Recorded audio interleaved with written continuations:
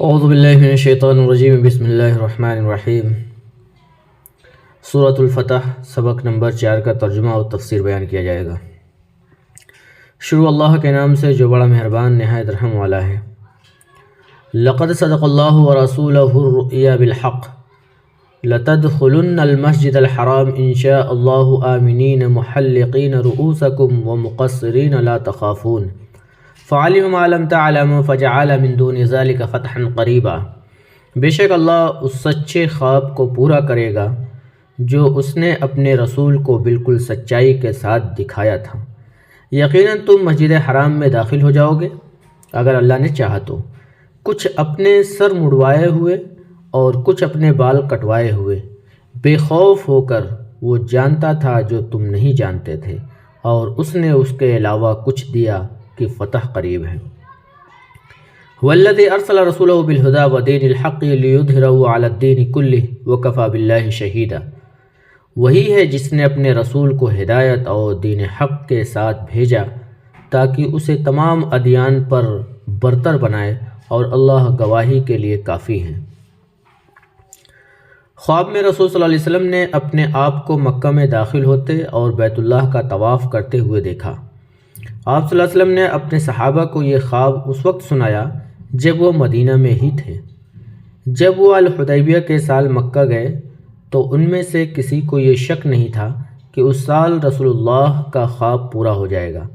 جب صلح کا معاہدہ ہوا اور انہیں اسی سال مدینہ واپس جانا پڑا، اگلے سال مکہ واپس جانے کی اجازت دی گئی تو بعض صحابہ کرام نے جو کچھ ہوا اسے ناپسند کیا۔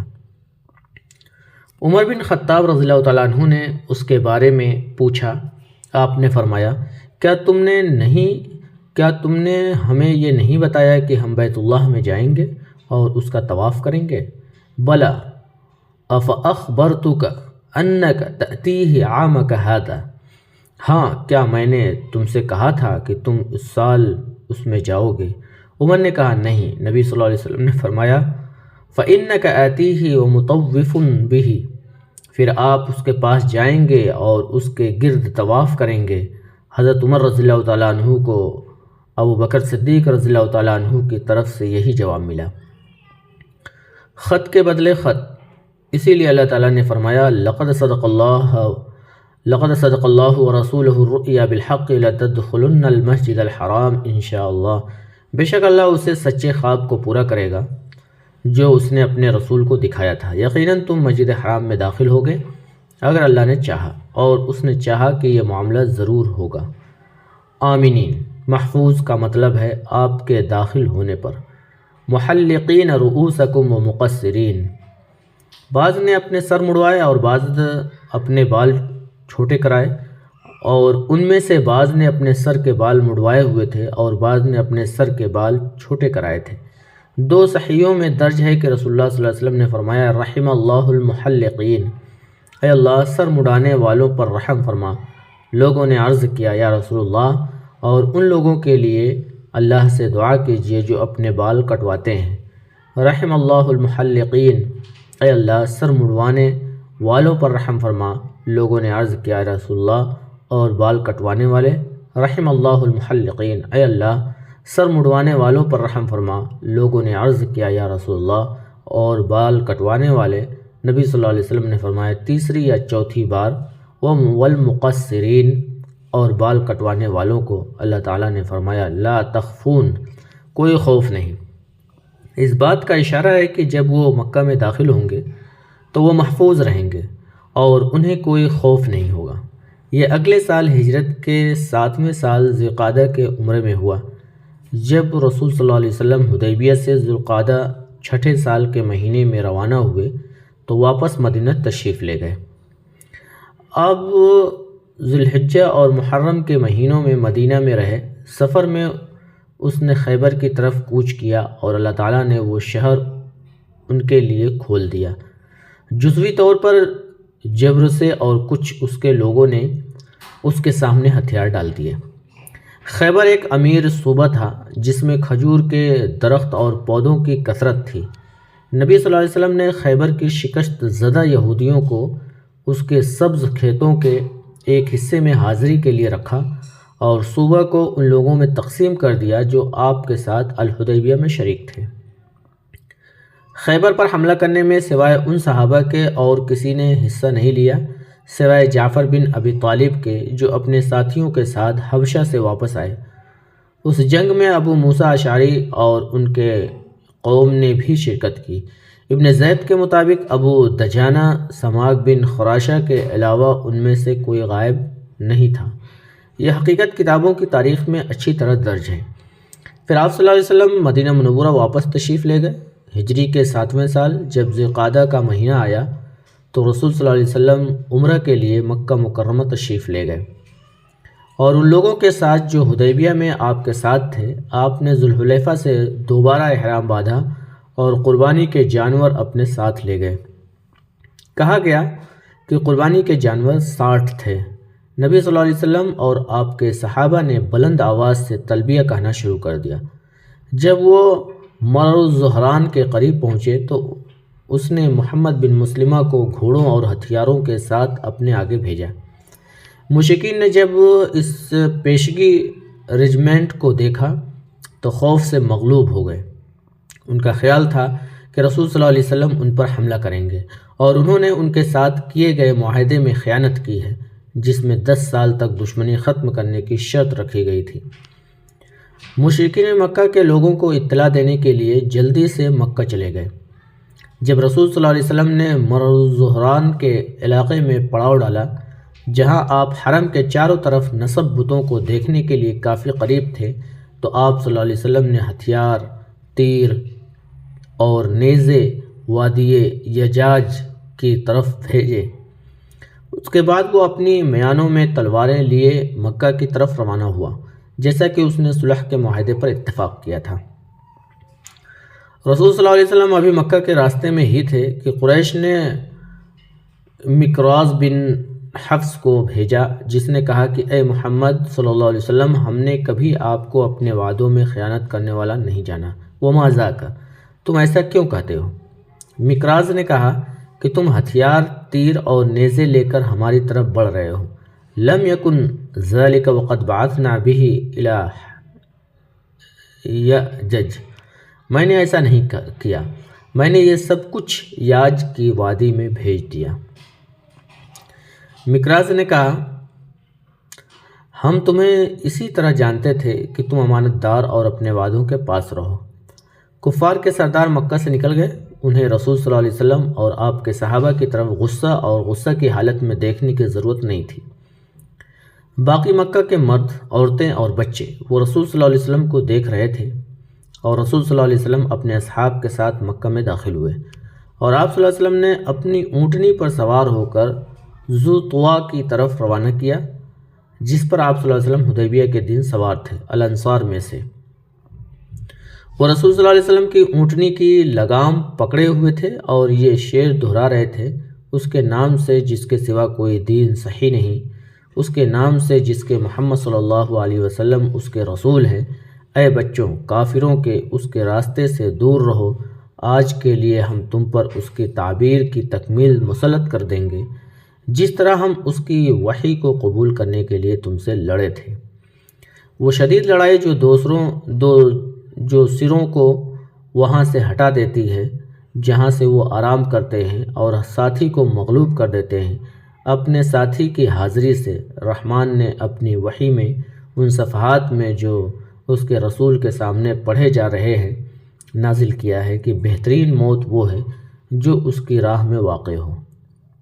پس اے رب، میں اس کی باتوں پر یقین رکھتا ہوں۔ یہ کہانی مختلف روایات سے جمع کی گئی ہے۔ امام احمد نے نقل کیا ہے کہ عبداللہ بن عباس رضی اللہ عنہما نے کہا کہ جب رسول صلی اللہ علیہ وسلم اور آپ کے اصحاب مکہ تشریف لائے تو یثرب کا بخار ان کو کمزور اور پریشان کر رہا تھا۔ مشرکین نے یہ خبر پھیلائی کہ لوگوں کا ایک گروہ ان کے پاس آ رہا ہے کہ وہ یثرب مدینہ کے بخار سے کمزور اور پریشان ہو گئے تھے۔ اللہ تعالیٰ نے اپنے نبی صلی اللہ علیہ وسلم کو حکم دیا کہ وہ یثرب میں رمل کریں، پہلے 3 چکر لگائے، تاکہ صحابہ کرام نے پہلے 3 چکر لگائے۔ آپ صلی اللہ علیہ وسلم نے انہیں دونوں کونوں کے درمیان معمول کے مطابق چلنے کا حکم دیا۔ ان پر ترس کھا کر طواف کے تمام چکروں میں رمل کرنے کا حکم دیں۔ کیا یہ وہ لوگ ہیں جن کے بارے میں آپ نے دعویٰ کیا تھا کہ یہ فلاں سے زیادہ طاقتور ہیں؟ ایک اور روایت میں یہ بھی ہے کہ رسول صلی اللہ علیہ وسلم اور آپ کے صحابہ ذوالقعدہ کے صبح مکہ میں تشریف لائے۔ مشرکین نے یہ خبر پھیلائی کہ ان کے پاس لوگوں کا ایک گروہ آ رہا ہے جو یثرب المدینہ کے بخار سے کمزور ہو چکے ہیں۔ چنانچہ نبی صلی اللہ علیہ وسلم نے صحابہ کرام کو طواف کے پہلے 3 چکروں میں رمل کرنے کا حکم دیا۔ نبی صلی اللہ علیہ وسلم نے ان پر ترس کھا کر انہیں طواف کے تمام چکروں میں رمل کرنے کا حکم نہیں دیا۔ بخاری نے نقل کیا ہے کہ ابن عباس رضی اللہ عنہما نے کہا، جس سال رسول صلی اللہ علیہ وسلم صلح کی شرط کے مطابق تشریف لائے تو آپ نے فرمایا رمل کرو تاکہ مشرکین اپنی طاقت کا مشاہدہ کریں۔ اس وقت مشرکین قیقیان کے علاقے سے دیکھ رہے تھے، اس کی طاقت مشرکین کے لیے۔ بخاری نے نقل کیا ہے کہ عبداللہ بن عمر رضی اللہ عنہما کہتے ہیں کہ رسول صلی اللہ علیہ وسلم عمرہ کے لیے روانہ ہوئے، لیکن قریش کے مشرکین نے آپ کو خانہ کعبہ تک پہنچنے سے روک دیا۔ چنانچہ آپ صلی اللہ علیہ وسلم نے اپنی قربانی ذبح کر دی، سر مڑوایا۔ حدیبیہ نے ان کے ساتھ ایک رسمی معاہدہ کیا کہ وہ اگلے سال عمرہ کریں گے، تلواروں کے علاوہ ان کے خلاف ہتھیار نہیں اٹھائیں گے اور مکہ میں نہیں رہیں گے سوائے اس مدت کے جس کی انہوں نے اجازت دی تھی۔ سال اور معاہدہ کے مطابق مکہ میں داخل ہوئے اور جب 3 دن ٹھہرے تو مشرکین نے آپ کو وہاں سے جانے کا حکم دیا اور آپ چلے گئے۔ فعلم ما لم تعلموا فجعل من دون ذلك فتحا قریبا، وہ جانتا تھا جو تم نہیں جانتے تھے اور اس کے علاوہ اس نے قریب فتح عطا فرمائی، یعنی اللہ تعالیٰ نے حدیبیہ کے سال تمہیں مکہ سے ہٹانے اور اس میں داخل ہونے سے روکنے کے فائدے اور بھلائی کو خوب جانا۔ وہ جانتا تھا جس کا تمہیں علم نہیں تھا۔ فجعل من دون ذلك، اور اس کے علاوہ مکہ میں داخل ہونے سے پہلے جیسا کہ نبی صلی اللہ علیہ وسلم نے خواب میں آپ سے وعدہ کیا تھا، آپ نے اپنے اور اپنے مشرکین دشمنوں کے درمیان کی تھی۔ خوشخبری کی مسلمان معروف دنیا اور بالآخر پوری دنیا کو فتح کر لیں گے۔ اللہ تعالیٰ نے مومنوں کو یہ بشارت دیتے ہوئے فرمایا کہ رسول اللہ اپنے دشمنوں اور باقی زمین والوں پر غالب آئیں گے۔ هو الذی ارسل رسولہ بالہدی ودین الحق، وہی ہے جس نے اپنے رسول کو ہدایت اور دین حق کے ساتھ بھیجا ہے، نفع بخش علم اور نیک اعمال کے ساتھ۔ در حقیقت اسلامی شریعت کے 2 عوامل ہیں، علم اور عمل۔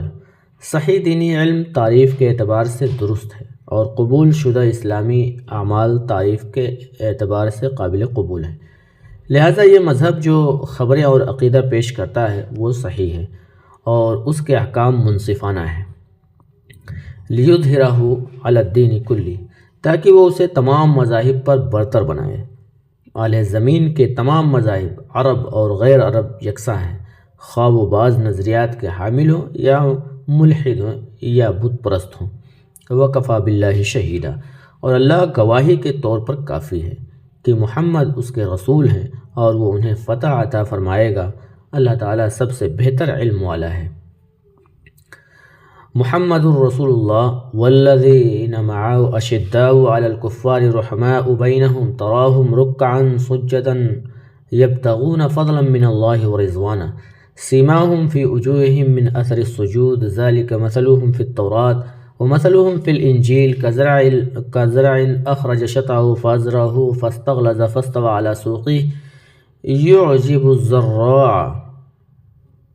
يعجب الزراع ليغيظ بهم الكفار وعد الله الذين آمنوا وعملوا الصالحات منهم مغفرة وأجرا عظيما۔ محمد اللہ کے رسول ہیں اور جو اس کے ساتھ ہیں وہ کافروں پر سخت اور آپس میں رحم دل ہیں۔ تم دیکھتے ہو کہ وہ رکوع سجدے میں گر رہے ہیں، اللہ سے اجر اور قبولیت کے طلبگار ہیں۔ ان کا نشان ان کے چہروں پر سجدہ کے نشانات سے ہے۔ تورات میں ان کی تفصیل یہ ہے، لیکن انجیل میں ان کا بیان اس دانے کی طرح ہے جو اپنی ٹہنیاں نکالتا ہے، پھر اسے مضبوط بناتا ہے اور گاڑھا ہوتا ہے اور اپنے تنے پر سیدھا کھڑا ہوتا ہے، جو بونے والوں کو خوش کرتا ہے تاکہ وہ کافروں کو ان سے ناراض کرے۔ اللہ نے ان میں سے جو لوگ ایمان لائے اور نیک عمل کیے ان سے بخشش اور اجر عظیم کا وعدہ کیا ہے۔ محمد الرسول اللہ، محمد اللہ کے رسول ہیں اور اس خوبی میں ہر خوبصورت وضاحت شامل ہے۔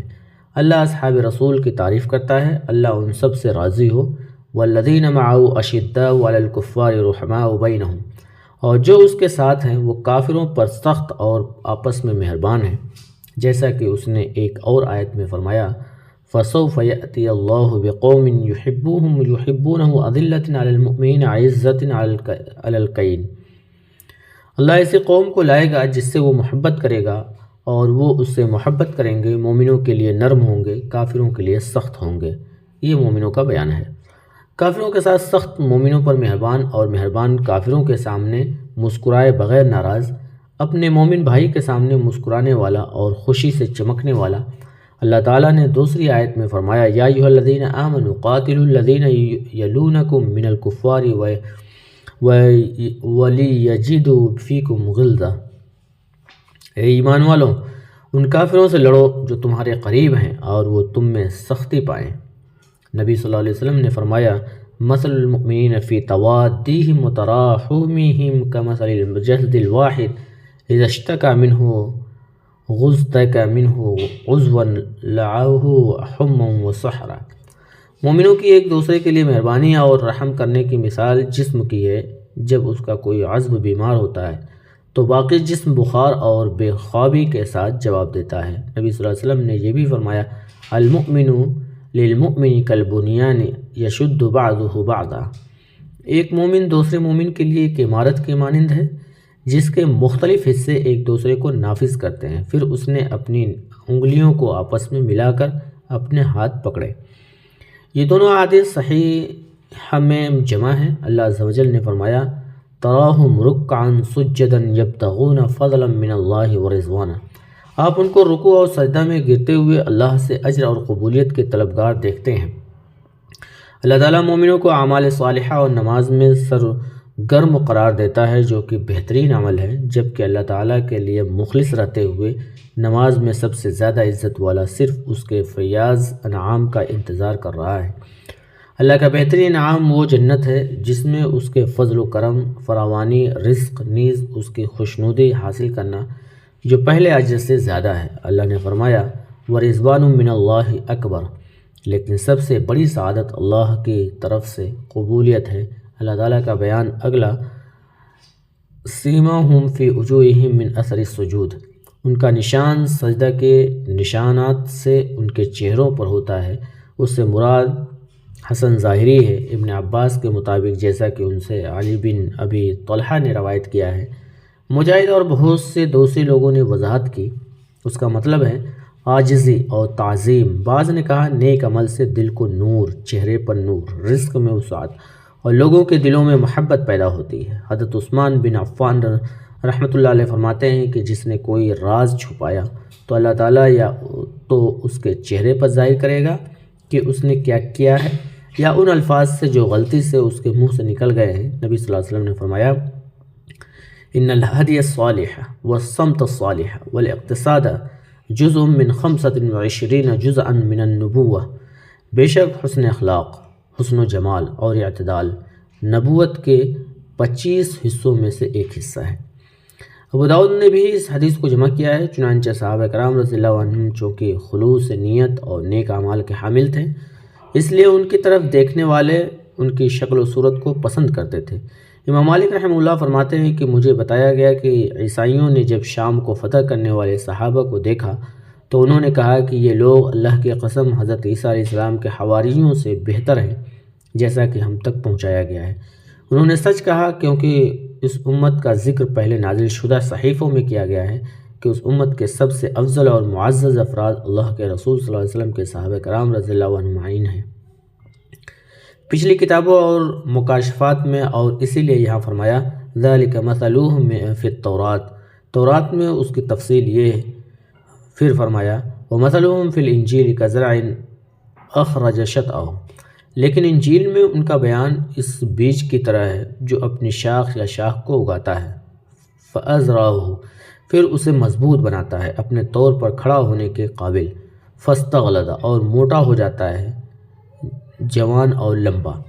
فاستوى على سوقه يعجب الزراع، اور یہ اپنے تنے پر سیدھا کھڑا ہے، بونے والوں کو خوش کرتا ہے۔ یہی مثال اللہ کے رسول صلی اللہ علیہ وسلم کے صحابہ کو بیان کرتی ہے۔ انہوں نے رسول کو مدد، حمایت اور فتح دی، جس طرح ٹہنی پودے کو سخت کر دیتی ہے۔